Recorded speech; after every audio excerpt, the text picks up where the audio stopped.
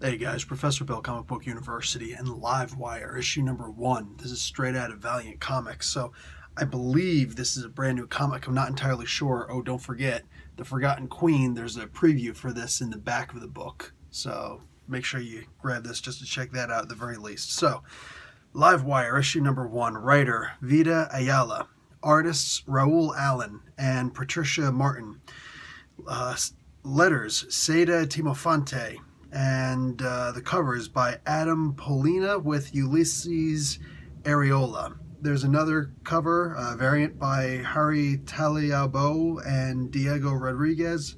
Another one still with Paulina Gauchiao. There's some really rough names in here, guys. And yet another one by Doug Braithwaite and Diego Rodriguez.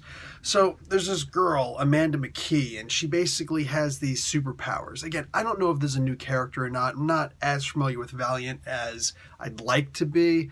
I always just assume I don't know anything when I walk into a Valiant comic book. That just is what it is.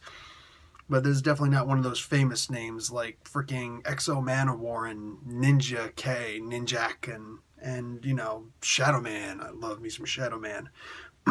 So what happens here is this Amanda girl, Livewire, she's some kind of a scion who has the ability to affect computers. Like she's basically a technopath, a technomancer of some sort.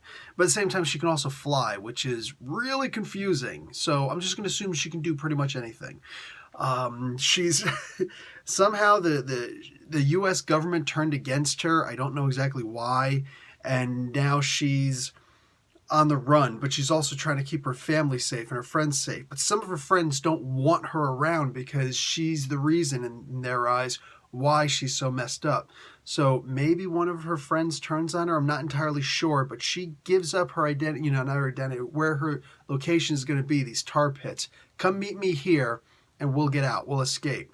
Well, not everybody showed up, and she never actually fully made it because some Secret Service, some secret ops guys came up and grabbed her. Her power is pretty interesting. She has, I don't know.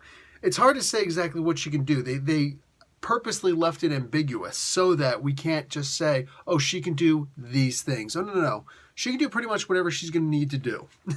And that's just the way she's working.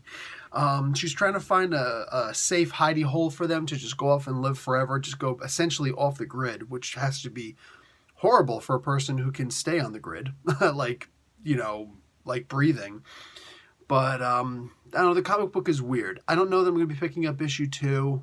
It just didn't really move me. At the same time, I got to be fully forthcoming. I am freaking sick.